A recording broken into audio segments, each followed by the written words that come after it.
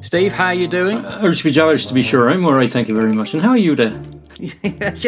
Ja, Cade Mila Falcha. Yeah, that'll be about that then, to be sure. Now, did you know, talking about that, and we did an episode recently about the Armada, didn't we? We did, and yes. The Spanish turned up on the western coast of Ireland. There would have been three words that would absolutely have put the bejeebers up the British, up the English. And they were terra marique putens. Ever heard of it? No, tell me. It means valiant by sea and land. Ooh, So if you were an Englishman, and of course you are an Englishman, and you do look a bit like somebody from the 16th century, I must admit. If you were there in your doublet and your hose and your massive well, it'd be a small codpiece, wouldn't it? And you were wandering around the west coast and you heard those, you'd be looking out for a red-headed bint who would be looking out for you. I've been in a few ports, mate, where there have been red-headed bints looking out for me over the years. There'd be a woman looking at you from a distance, and she had a great name, Gronja ní Walia. Grace O'Malley. Grace O'Malley. That most remarkable Irish pirate and chieftain. Grace C. O'Malley, think of herself to be no small lady, and she is writ large in history. What a woman. But, you know, what a woman, but I wonder how many people know about her today. The Irish do. Oh, yeah, I'm sure But the they English, do. nah. Yeah, well, the English wouldn't have wanted to flag her up in their narrative, would they? Come on, let's be honest. To be honest, I wouldn't have until you sent me this book. The Penguin Book of Pirates. She was mentioned after Drake, and I thought, wow, I've got to find out a bit more about her. Yeah, she's quite an interesting lady, I must admit. So she was born around about, 10 years before Drake, actually. About 1530, I think she came onto the scene. She was. Into the O'Malley family of County Mayo. Yeah. And that family were part of quite a powerful seafaring dynasty. They controlled a lot of trade, and they also did their fair bit in a bit of piracy along the west coast there of Ireland. They also controlled the wind, according to legend. They could call up wind to blow themselves into safety and to hinder the enemy. I know a lot of Irishmen that can blow up wind and then need to, mate. Indeed. More than me. Yeah. So Gronja O'Malley, and funnily enough, what amazes me, I've got this book here I'm showing you. It's actually a graphic novel. Fantastic about her life. And of course, myth will play a lot into this. But she was a very interesting woman, so to speak. I think before the age of 23, she was a widower. Really? And she was very headstrong. There's a story of her childhood where she cut off her hair, and she was known as cropped hair or Gronja Wall, just to spite her father so she could go to sea on the ships. Yes, because he didn't want her, did he? He didn't want her going on this trading voyage to Spain, wasn't it? That's where they were heading off to. And when he said that you're not allowed to go and do that, off she goes, cuts off her hair, and gets that wonderful nickname. My kind of woman. Well, she's a go-getter, mate. She certainly defied the norms of the time, didn't she? Particularly taking over the role of leadership in her clan once her father had passed away, commanding ships, leading raids, engaging in warfare, earning her that whole nickname of the Pirate Queen. What a wonderful woman. Outstanding. Have there been any films made about her? Oh, I don't know. Good question. I wonder if they they have. Now. I'll edit this bit out. This is where we play the long pause and some elevator music.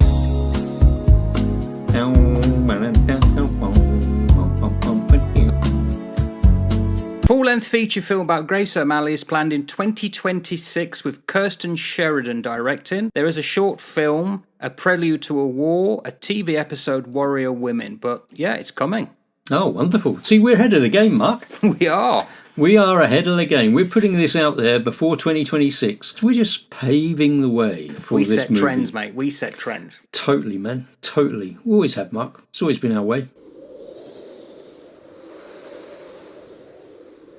There is one thing I really admire about her, and also, and I'm reading the book you sent me, coming to it, is the fact that a lot of pirates were women. Yeah. There's Anne Bonny, there's Moll Cutpurse, and I've written a book myself about a woman who goes to sea. It is well known in the two books I've previously written that women did serve on the warships of the 1700s. And in fact, we do know of one who was a bosun. Now, you don't become a bosun, a warrant officer, without knowing your stuff. So this woman must have been a bit hefty. So I think the Victorians tried to wash out these women from history. So the likes of Gronja O'Malley in Western Irish culture, women were equal in terms of power sharing and respected. Yeah, and why wouldn't they be? You know. In reality, why wouldn't they be competent people, irrespective of whether they're male or female? Competent people. That's what you want doing these sorts of things. No braver seaman took a deck in hurricane or squall since Grace O'Malley battered down old castle walls. And she was not only very capable in terms of being able to understand the maritime domain, she was also very savvy when it came to her strategies around marriage, wasn't she? Yes. Well, marriage wasn't for love back then. It was contractual. Sorry, has that changed? It's all about contract these days. Yeah, I know. She'll give me a slap later, I'm sure.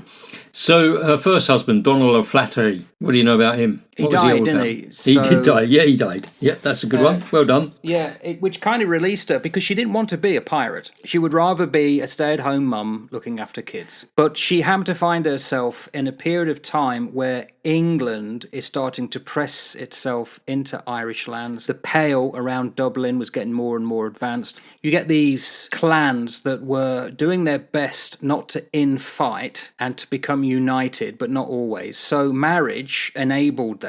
And what Gráinne needed, because she was from an island called Clare Island off County Mayo, it's not that big a real estate. It was mainly focused on the sea. What she needed was a strong power base on land to have those secure ports, rather than having to come into a port and find she's been arrested by British. And I think it was a guy called Lord Bingham who did everything. Yeah, Sir Richard Bingham. Yeah.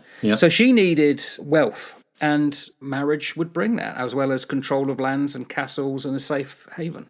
She was a very savvy lady, as I say, very savvy. And when old Richard Bingham started to suppress those Irish chieftains, she started to resist him. She started to carry out all of these little raids here and there, coastal settlements, demanding tribute from merchants, all of that sort of stuff. And I think, correct me if I'm wrong here, I think that Bingham captured all of her family and imprisoned them. Yes, he captured her. Yeah, but think about that. You know, when he captured her family, you're looking at the power of maritime England as it's moving in towards its ascendancy. You're looking at a very driven and motivated island that is wanting to push its influence and its reach way, way further. And they come across this little Irish lady who they decide to suppress, imprison all of her family. Now, most people would be going, oh, that's me done. That's it then. I'm knackered. All my family's been taken and all the rest of it. And oh, woe is me. Oh, gosh, that's a bit of a nightmare. But what does she do? In 1593, she sails to England, meets Queen Elizabeth at Greenwich Palace to negotiate the release of her family.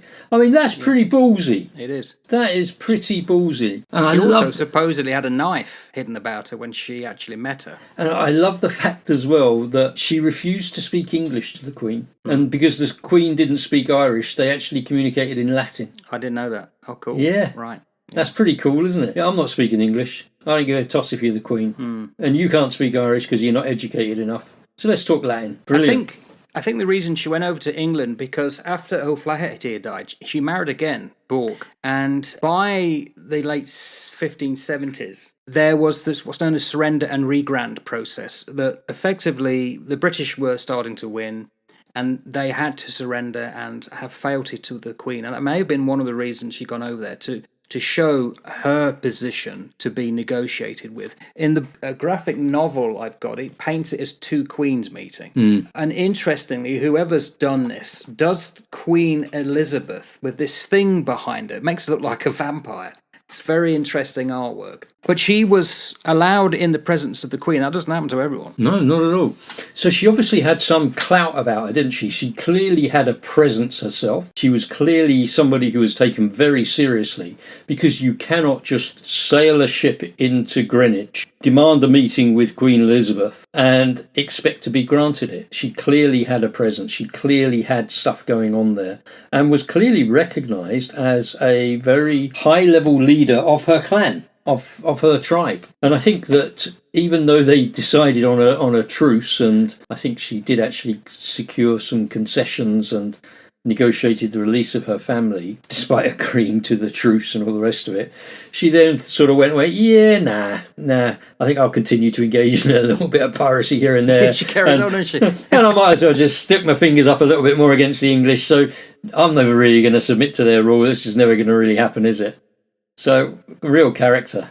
What's great about the book I've read as well, the graphic novel, it paints Bingham as real duplicitous guy. He's not pleasant. And it's nice when he dies because he's a hateful character. He's the one who forced the Queen's hand to go against the agreement they had. So you're dealing with not nice people on the fringes of the empire to be. And of course, they're making people's lives miserable. Let's face it, Mark. Whenever you want to write a good story, you always need the English villain, don't you? Because the English villain is the quintessential villain in every story, everywhere. Yeah. Look at all the Bond villains. So many of them. English gentlemen. Well, with the new owners of the franchise, who knows? Oh, who knows? Who knows what we'll have then? She died possibly the same year as Queen Elizabeth, in her 70s. Quite an old woman. Yeah, about 1603 she died. Around the exact date of her death is unknown, but likely around the same time as Queen Elizabeth. So you've got these quite incredible women living at the same time, because Queen Elizabeth I was quite a remarkable lady, and Gracie O'Malley was quite a remarkable lady, living within spitting distance of each other, both ruling very differently, but still ruling. And, 73 when she died, that's not a bad age for somebody in that era. No, and the fact that one of the stories of her, when she gave birth, I think it's to her son, it was on the deck of a warship during a battle. So that's the women of the era, I guess. I tell you what, mate, this is the time when the ships were made of wood and the men and the women were made of steel. A bit like when we served. Well, of course, it's all gone downhill since then, mate. Oh, mate, I know. There's an interesting thing. I don't know the answer to this. I just find this fascinating. We did an episode on the Armada and how a lot of the ships ended up in the west coast of Ireland, and they would have found a very happy and willing welcome. Now, I wonder, why would that have been? Well, the likes of Grace O'Malley was probably after the ships. I think that there would have been more to it than just goodwill. She would have been after something or other. I don't think she's the sort of woman who would have done something without having at least a few moves on the chessboard being planned out somewhere along the line. And the hatred of England and the English. Yeah. So, enemy of my enemy, my friend. And so anybody that would have hated England, they would have wrapped themselves around. Let's look at the French with the Scots. They hate the Scots hated the English. So they would rather ally with the French than have a unified United Kingdom. Goodness gracious. I think the whole story of Grace teaches myself something. It's a shame I've learnt it so late in life, but at least I've learnt it. How many other women or how many people are like her that over the years the British have tried to whitewash out of history? Because I was never told about her. I didn't know she existed until recent times. So it's like, why did I not know this woman? She's so integral to the era. And this is one of the reasons why I think, and like the channel that you are working on yourself, your book-ramble, to introduce people to books and to information that you won't normally get in today's world. It opens up such an interesting lens into the past. And as we have said before, that ripple effect from the past goes through generations. So this lady, she has a legacy in Ireland, as you say. I'd never heard of her, you'd never heard of her. But in Ireland, she's got a legacy as a folk hero. She is somebody who is absolutely legendary in Irish folklore. She symbolises resistance against English oppression. And she also is like the poster girl for everything that epitomises the Irish womanhood and the strength of Irish women. Her legacy lives on. 400 years later, her legacy lives on. It's amazing. It's a great thing to look up to. Yeah, it's brilliant. Men and women, yeah. And I think whether you are on the Irish side, the English side, the Scots side, I think to be able to look at these people and understand them in their historical context, understand what they brought to their people, what they were trying to do for their people, brilliant, so interesting. And of course, it has to be said, eventually England did take over Ireland, and it would remain a part of the kingdom eventually of Great Britain and Ireland, and it became the United Kingdom of Great Britain and Ireland, now the United Kingdom of Great Britain and Northern Ireland since the 20s. So to have such a long period of history entwined and yet almost ignore most of the people that were brought up. And I think it's the same in Scotland and Wales. But yeah, fascinating lady, and I'm glad I came across her. I now put her as one of the ladies I really glad that I found out a little bit about and know is there. Just fills in that little gap, and it's just wonderful. I've really enjoyed getting to know Grania. Yeah, great stuff. And I would encourage people, if they have never seen that book that I sent you, The Penguin Book of Pirates, it's a really neat little book. It's not a particularly difficult book to read. Real life accounts of the world's most notorious pirates, both men and women, from the golden age of piracy and beyond. So spanning about 3 centuries and 8,000 nautical miles. It's a really good book. If you can get it, pick it up. Well worth a look at. But again, not wanting to put a downer on it. You like it, I like it, but it's because it's primary sources. It's not a novel. No, it's not a novel, and you have to be able to read it. Yeah. Yeah, I think we talked a lot about that, haven't we? We have indeed. All right. So, Schlangefoil. Take care. You take care, matey. Catch you later. Bye-bye.